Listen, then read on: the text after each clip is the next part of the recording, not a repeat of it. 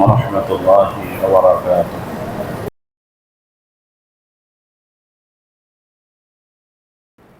ছোট করে আজকে একটি বিষয়কে জাতির কাছে উত্থাপন করে চেষ্টা করব ইনশাআল্লাহ, যেটা আমরা অনেক সময় কোরআন এবং সুন্নাহর ছোট্ট একটি শব্দ দিয়ে বলে থাকি।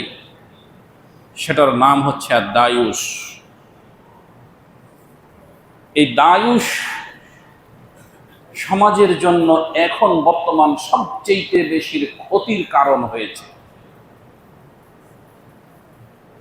দ্বীন ইসলামের ক্ষেত্রে, সামাজিক নৈতিকতার ক্ষেত্রে, মানুষের ভিতর থেকে মনুষ্যত্ব উঠে যাওয়ার ক্ষেত্রে, এই কয়েকটি ক্ষেত্রে সবচেয়ে বেশি যেটা অবহেলিত, সেটার নামই হচ্ছে দায়ুস। এই দায়ুসতার কারণে বর্তমান সমাজের কোনো নৈতিকতা নেই, বর্তমান মানুষের লজ্জাবোধ নেই, বর্তমান মানুষের দায়িত্ববোধ বলে কিছু নেই। এক সময় আমরা দেখতাম ফাঁকা ময়দান, তার মানে ওই সকল ময়দানগুলো হচ্ছে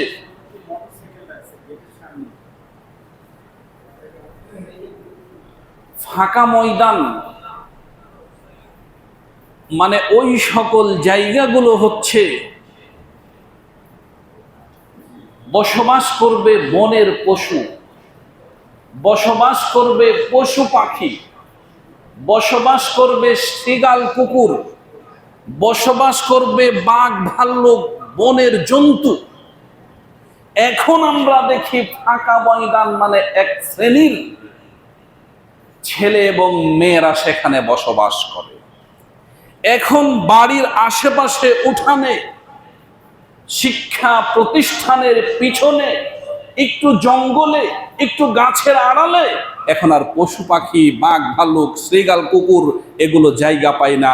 জায়গা পায় এক শ্রেণীর ছেলে আর মেয়েরা। একজন সন্তান, মায়ের সন্তান, ছেলে সন্তান মায়ের দুধ খেয়ে মানুষ হচ্ছে। সমাজে যদিও প্রচলিত এখন আছে, ছেলে সন্তান তার মানে 2 বছর বয়স হয়েছে, একে আর দুধ পান করতে দেওয়া যাবে না। মেয়ে সন্তান কিছুদিন হলেও তারা যাক, 2 বছর পার হয়ে যাক। কিন্তু বর্তমান চিত্র আমরা কি দেখি? পিতামাতার একটু লজ্জা করা উচিত, ওই মেয়েটারও একটু লজ্জা করা উচিত। দিন রাত 24 ঘন্টার ভিতরে 8 ঘন্টা, 10 ঘন্টা, 12 ঘন্টা করে যে ছেলেটার হাত ধরে ঘুরে বেড়াচ্ছে, সেই ছেলেটা তো মায়ের দুধ খেয়ে মানুষ হয়েছে। মেয়ে, তুমি কি মায়ের দুধ খেয়ে মানুষ হওনি? তোমার শক্তি নেই? ওর হাত ধরে তুমি ঘুরে বেড়াও, ও তোমাকে টেনে নিয়ে বেড়ায়। গাড়িতে উঠলে, রিক্সাতে উঠে, আর অটোতে উঠে, আর মোটর সাইকেলে উঠে, আর যেখানেই উঠে মনে হয় মেয়ের কোনো শক্তি নেই, ছেলে ওকে ধরে আছে, রিক্সা থেকে পড়ে যাবে এই মনে করে। এগুলো হচ্ছে সমাজের বাস্তব চিত্র। বললাম কেন? এগুলো সবকিছু হচ্ছে শুধুমাত্র আমাদের দায়ুসতার কারণে। যদি আমরা আমাদের নিজস্ব দায়িত্বটাকে পালন করতাম, নিজেরা যদি দায়ুস থেকে মুক্ত থাকতাম, তাহলে আজ মানুষ নিজের জায়গায় থাকতো। পশু পাখি, বাঘ ভাল্লুক, শৃগাল কুকুর তারা তাদের নিজস্ব জায়গায় থাকত। কিভাবে? মহাগ্রন্থ আল কোরআন ও বিশ্বনবী মুহাম্মদুর রাসূলুল্লাহ সাল্লাল্লাহু আলাইহি ওয়াসাল্লামের হাদিস, বাস্তব চিত্র যেগুলো বললাম তার বাস্তব হাদিস। ইবনে ওমর রাদিয়াল্লাহু তাআলা আনহু থেকে বর্ণিত, তিনি বলেন, রাসূল সাল্লাল্লাহু আলাইহি ওয়াসাল্লাম বলছেন, সালাসাতুন লা ইয়াদখুলুল জান্নাহ, 3 প্রকারের মানুষ যারা জান্নাতে প্রবেশ করবে না, এক,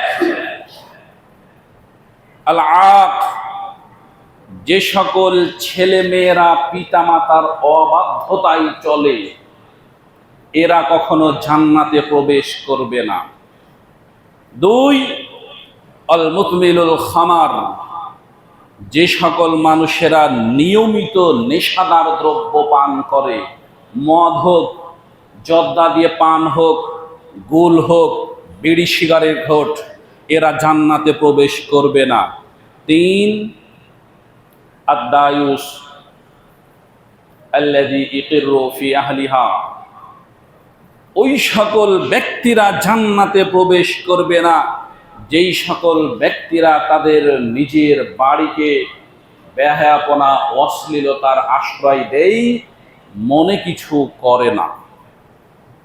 ওরা কারা? যারা তাদের বাড়িতে নিজেদের বেহায়াপনা অশ্লীলতার আশ্রয় দেয়।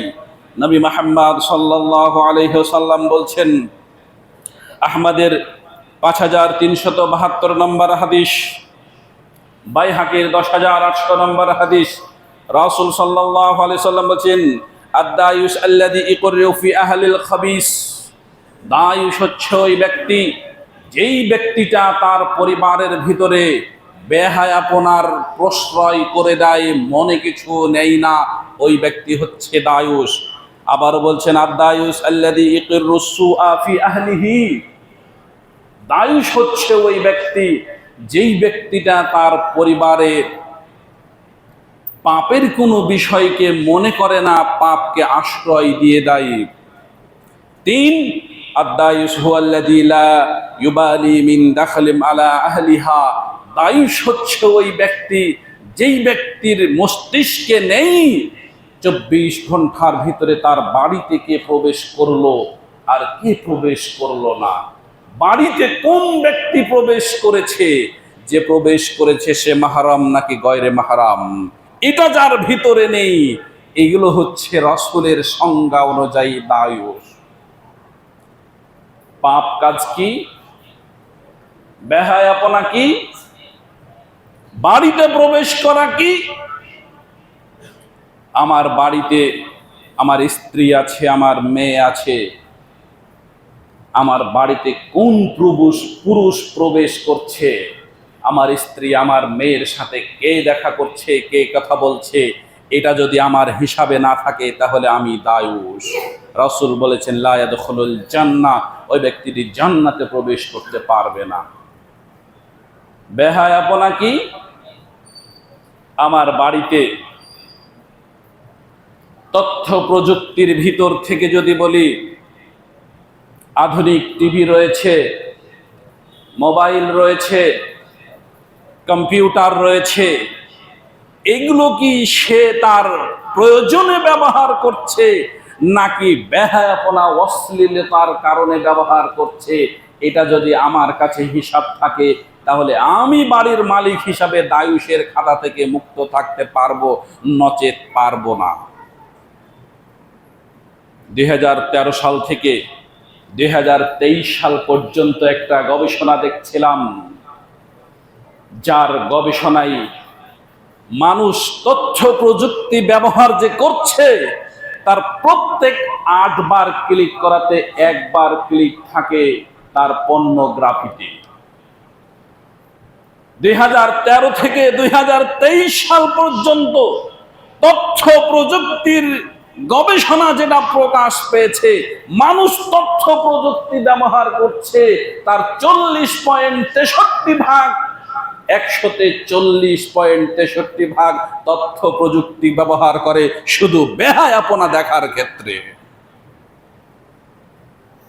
কোরআন সুন্নাহ যেটা বলছে, আপনার তথ্য প্রযুক্তি আপনার উল্টো আপনার উপরে বলছে, মানুষ যতগুলো মানুষ তথ্য প্রযুক্তি ব্যবহার করে তার ভিতর থেকে 40 ভাগ মানুষই তথ্য প্রযুক্তি ব্যবহার করে এই বেহায়াপনার উদ্দেশ্যে।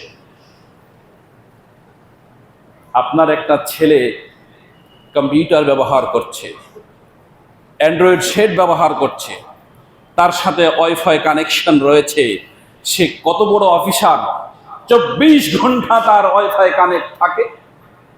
সে কত অফিস পরিচালনা করে যে তার ওয়াইফাই কানেক্ট থাকা লাগে?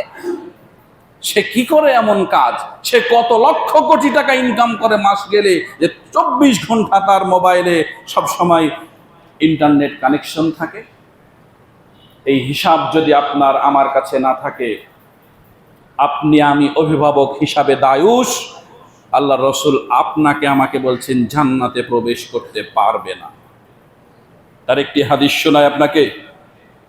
রাসূল সাল্লাল্লাহু আলাইহি ওয়াসাল্লাম বলছেন, মুগীরা রাদিয়াল্লাহু তাআলা আনহু থেকে বর্ণিত, তিনি বলেন, সাদ বিন উবাদা থেকে বর্ণনা করে বলছেন, সাদ বিন উবাদা বলছেন, লাউ রাআইতু রাজুলান মা ইমরাতি, আমি যদি দেখি আমার স্ত্রী কোনো পুরুষের সাথে আছে, তাহলে লা দরাবতাহু বিসাইফ, আমি আমার তরবারি দিয়ে তার মাথাটাকে কেটে ফেলে দিব, কোনো পরোয়া করব না। কথাটা স্পষ্টতর। সাদ বিন উবাদা বলছেন, আমি যদি আমার স্ত্রীকে দেখি কোনো পুরুষের সাথে আছে, আমি সাদ তরবারি দিয়ে আমার স্ত্রীর মাথাটাকে দেহ থেকে আলাদা করে দিব, কোনো কিছু পরোয়া করব না। এটা হচ্ছে আমার আত্মমর্যাদার বিষয়। আমার স্ত্রী অন্য পুরুষের সাথে হাঁটবে, ঘুরবে, কথা বলবে, আর আমি নিজেকে একজন ভদ্র মানুষ বলে দাবি করব, এটা কখনোই হতে পারে না। এটা দ্বীন ইসলামের শিক্ষা নয়।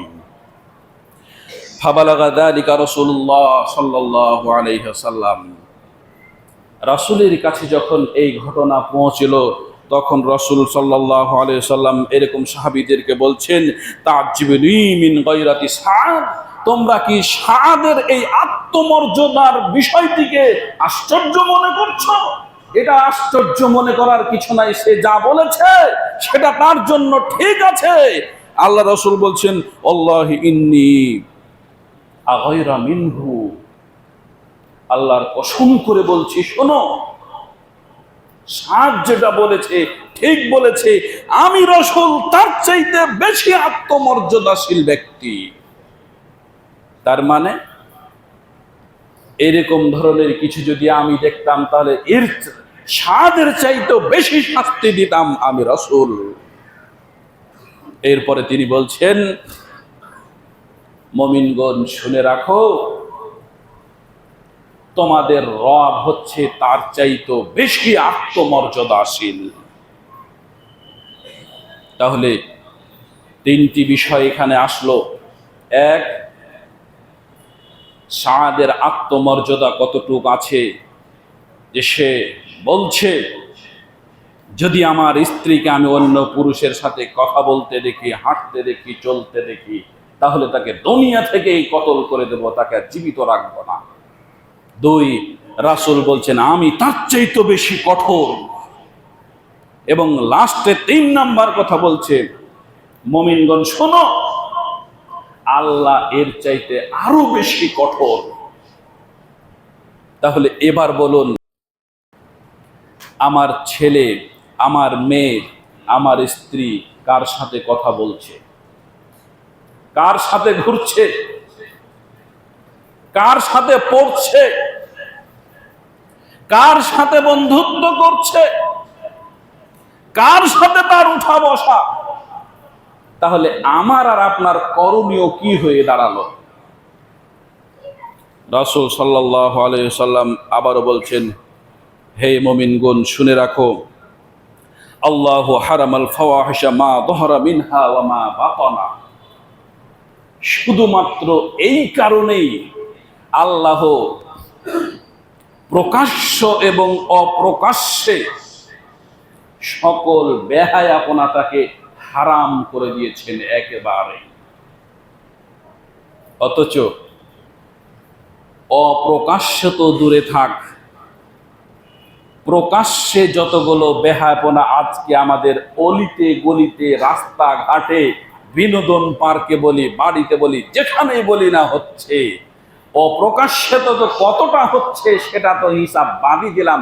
প্রকাশ্যে যতগুলো হচ্ছে, এই প্রকাশ্যে এতগুলো ঘটনাকে হিসাব করলেই আমাদের অজ্ঞান হয়ে যাওয়া উচিত, আমাদের ভাবা উচিত, আমাদের নিজেদের লজ্জিত হওয়া উচিত। কেন লজ্জিত হওয়া উচিত? আমরা মুসলিম। আমাদের পূর্বপুরুষরা কি বললেন হাদিসে?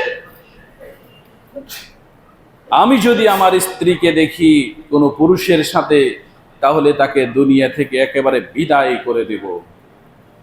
ওই আত্মমর্যাদা আমারও রয়েছে, কারণ আমি মুসলিম। রাসূল বললেন, আমি তার চাইতে আরো বেশি কঠোর। আবার বললেন, তোমাদের রব এর চাইতে আরো বেশি কঠিন। কতটুক কঠিন? আল্লাহ সুবহানাহু ওয়া তাআলা বলছেন সূরাতুন নূর 19 নম্বর আয়াত, ইন্নাল্লাযীনা ইউহিব্বুনা আন তাশিআল ফাহিশাতা ফিল্লাযীনা আমানু লাহুম আযাবুন ফিদ দুনিয়া ওয়াল আখিরাহ। যারা ভালোবাসে আন তাশিআল ফাহিশাতা ফিল্লাযীনা আমানু,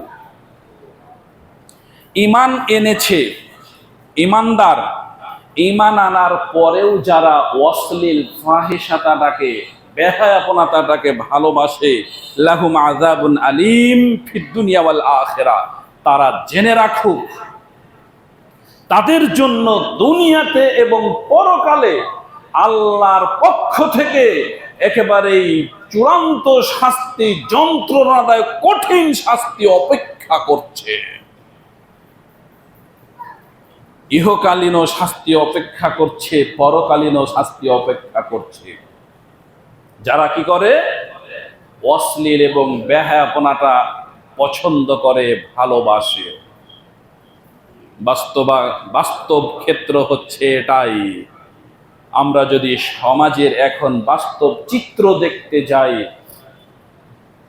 তাহলে 80% বা তার চাইতে বেশি আমাদেরকে বলতে হয় যারা অশ্লীলতাকে ভালোবাসে, যারা ফাহিশাতাটাকে ভালোবাসে, যারা বেহায়াপনাটাকে ভালোবাসে।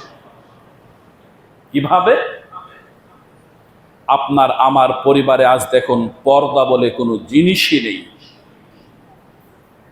আপনার আমার পরিবারে আজ দেখুন গান বাজনা ছাড়া আপনার আমার বাড়িই নেই।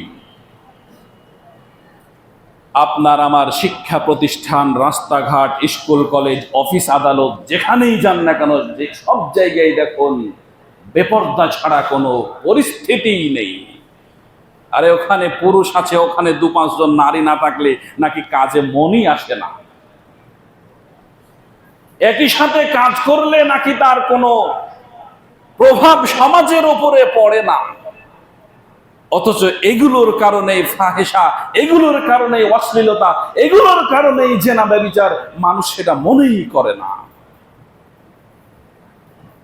আর আল্লাহ সুবহানাহু ওয়া তাআলা বলছেন সূরাতুত তাহরীমের 60 নম্বর আয়াতে, ইয়া আইয়ুহাল্লাযীনা আমানু কু আনফুসাকুম ওয়া আহলিকুম নারা ওয়াকুদুহান নাস ওয়াল হিজারা। হে মানুষ সকল, যারা মুমিন, তোমরা নিজেরা বাঁচো, নিজেদের পরিবারের লোকজনদেরকে বাঁচাও জাহান্নামের জ্বলন্ত আগুন থেকে। ওয়াকুদুহান নাস ওয়াল হিজারা, যেই জাহান্নামের খড়ি হবে পাথর এবং মানুষ, যেই জাহান্নামের লক্ষ্মী হবে পাথর এবং মানুষ, সেই জাহান্নামের আগুন থেকে তোমরা নিজেরা বাঁচো, নিজেদের পরিবারকে বাঁচাও। আলাইহা মালাইকাতুন গিলাদুন শিদাদ। কেন? সেখানে কঠোরভাবে ফেরেশতারা পাহারায় রত রয়েছে, তাদের অন্তরে কোনো মায়া দয়া কোনো কিছুই থাকবে না। এজন্য থাকবে না, লা ইয়াসুনাল্লাহ মা আমারহুম, আল্লাহ তাদেরকে ওইভাবে নির্দেশ দিয়েছেন, আল্লাহর নির্দেশ তারা কখনোই অমান্য করে না। অতএব সমাজকে বাঁচাতে হলে, পরিবারকে বাঁচাতে হলে, জাহান্নামের আগুন থেকে বাঁচতে হলে নিজে এবং নিজের পরিবারকে আজই আমাদেরকে একেবারে জোরালো পদক্ষেপ গ্রহণ করতে হবে। যদি পারি তাহলে আমাদের জন্য ইহকালীন আর পরকালীন কল্যাণ রয়েছে। যদি না পারি তাহলে ইহকালীন এবং পরকালীন অকল্যাণের সাথে যন্ত্রণাদায়ক কঠিন শাস্তি আমাদের জন্য অপেক্ষা করছে। রাসূল সাল্লাল্লাহু আলাইহি ওয়াসাল্লামের এই সকল হাদিসগুলো যদি আমরা দেখি তাহলে আমরা আল্লাহ রাসূল সাল্লাল্লাহু আলাইহি ওয়াসাল্লামের হাদিসগুলো থেকে এভাবেই পাই। রাসূল সাল্লাল্লাহু আলাইহি ওয়াসাল্লাম বলছেন, আবু হুরায়রা রাদিয়াল্লাহু তাআলা আনহুর হাদিস থেকে বর্ণিত, তিনি বলেন, আল মুমিন ইগাইরু আল্লাহু আশাদ্দু গায়রান। মুমিন ব্যক্তি সর্বক্ষণের জন্য উদ্বুদ্ধ থাকে শুধুমাত্র একেবারে আল্লাহর দ্বীনের পথে, আত্মমর্যাদার পথে। আল্লাহর দ্বীনের পথে মানে মুমিন ব্যক্তির মর্যাদা ন্যূনতম ক্ষুণ্ণ হবে, ক্ষয় হবে। মুমিনের দিকে কেউ আঙ্গুল তুলে কথা বলবে, মুমিনের বৈশিষ্ট্য নিয়ে কেউ সমালোচনা করবে, মুমিন ব্যক্তির ইবাদত নিয়ে, কথাবার্তা নিয়ে কেউ অন্য কোনো জায়গাতেই কলম ধরবে, কথা বলবে, মুমিন কখনোই এটা চাই না। মুমিন কি চাই? মুমিন সবসময় চাই ইগারু, তার আত্মমর্যাদা নিয়ে ভাববে, আমি মুমিন, আমি সালাত আদায়কারী, আমি সিয়াম পালন করি, আমি আল্লাহর কোরআন পড়ি, আমি আল্লাহকে সেজদা দেই, আমি রাসূলের উম্মত, আমি রাব্বুল আলামিনের সৃষ্টির শ্রেষ্ঠতম সৃষ্টি, আমার মর্যাদার সম্মানের আঘাত আমি আনতে দিতে পারি না। রাসূল বলছেন, আল্লাহু আশাদ্দু গায়রান, শোনো, আল্লাহ হচ্ছেন সবচাইতে বেশি আত্মমর্যাদাবোধশীল। তাহলে যেই আল্লাহ সবচাইতে বেশি আত্মমর্যাদাবোধশীল, সেই আল্লাহ আমাদেরকে মুমিন করে আবার আমাদেরকে আল্লাহ সুবহানাহু ওয়া তাআলা বেশি আত্মমর্যাদাশীল হতে বলছেন।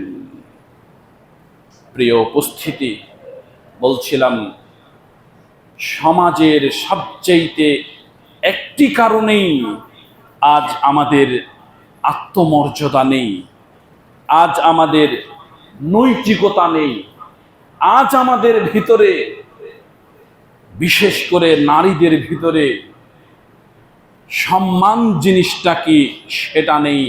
আর সেটা হচ্ছে দায়ুস। দায়ুস কি? যা এতক্ষণ রাসূলের হাদিস দিয়ে বর্ণিত হলো, সেটার নামই হচ্ছে দায়ুস। এখন আপনি, আমি, আপনার, আমার পরিবার বলছে, এগুলো কি এখনকার সমাজের সাথে মানাই নাকি? এখনকার সমাজের সাথে কি মানাই আর কি মানাই না, সেটাই এখনকার বর্তমান ছেলেমেয়েরা জানেই না। বই পুস্তকে যে আসলে কি আছে আর কি নেই, তারা সেটা এখন বর্তমান সেটা বুঝেই না। কারণ ওই যে প্রথমকার কথা থেকে আবারও ফিরে আসতে হয়, এখানে তুমি কি করছো? না তো গ্রুপ স্টাডি করছি। গ্রুপ স্টাডি করার জন্য কি তোমার ক্লাসরুম নেই? ওই জঙ্গলে গিয়ে 2 জন 3 জন 5 জন মিলে গ্রুপ স্টাডি করতে হবে। এখানে কি করছো? ক্লাসের পড়াটা বুঝিয়ে দিচ্ছি। তোমরা কে? আমরা ভালো বন্ধু বান্ধবী। এখানে কি করছো? আমরা একটু বিনোদন পার্কে এসেছি। তো তুমি যে এখানে লুকিয়ে রয়েছো, এখানে বসে থেকে একটু আমরা পরামর্শ করছি। এর চাইতে অশ্লীলতা, এর চাইতে ফাহেসা, এর চাইতে বেহাপনা আর হতে পারে না। বহু বই পুস্তক যা আমি দেখলাম, তা যদি আপনিও চেষ্টা করেন, এখনই যদি আপনার তথ্য প্রযুক্তিকে বলেন, সমাজের নৈতিক অবক্ষয়ে বেহায়াপনার কারণগুলো কি কি, লম্বা একটা লিস্ট দিচ্ছে আপনাকে, লম্বা লিস্ট দেবে আপনাকে সমাজের নৈতিক অবক্ষয় আর বেহায়াপনার কারণগুলো। তার ভিতরে এগুলো তারাও উল্লেখ করেছে, কোরআন হাদিস যেমন উল্লেখ করেছে, তারাও বলছেন বিনোদন পার্ক মানে হচ্ছে অনৈতিকতা এবং ফাহেসা, পিকনিক মানে হচ্ছে অনৈতিকতা এবং ফাহেসা, বাড়িতে অনুষ্ঠানের নামে গান বাজনা মানে হচ্ছে অনৈতিকতা ফাহেসা, বন্ধু বান্ধব মানে হচ্ছে অনৈতিকতা ফাহেসা, আধুনিক তথ্য প্রযুক্তি যুবক যুবতীর হাতে মানে অনৈতিকতা ফাহেসা। এ সকল কারণগুলো আজকে তারাও তুলে ধরছে। বাড়িতে অবাধে আপনার তথ্য প্রযুক্তি ছেড়ে দেওয়া মানে হচ্ছে অনৈতিকতা ফাহেসা। এগুলো তারা শিখলো কোথায়? এতদিন তো ছিল না, এগুলো তারা শিখেছে ওখান থেকেই। কারণ তারা ভালোটা এখন আর গ্রহণ করে না।